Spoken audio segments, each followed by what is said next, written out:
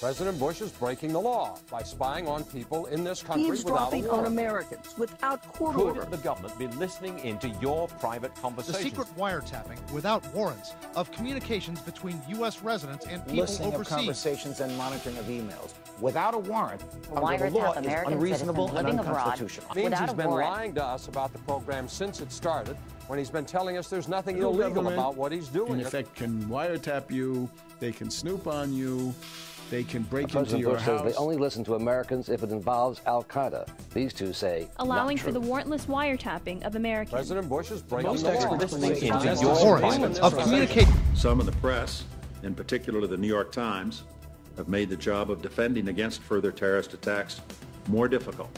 We're at war with a bunch of people who want to hurt the United States of America. And for people to leak that program and for a newspaper to publish it does great harm to the United States of America.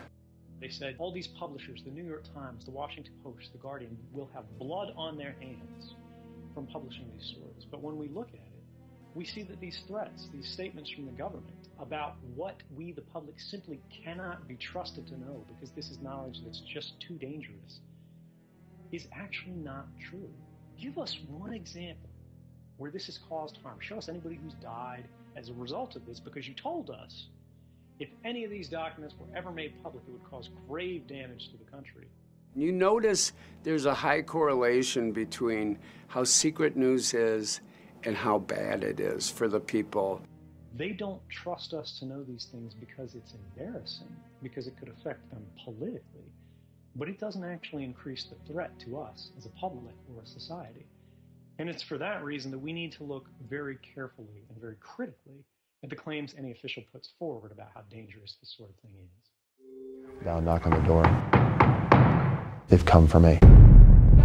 Agents raiding his home. I knew that I was being watched and I knew that I was being investigated. They actually brought down the presidential home because they thought I might be on board.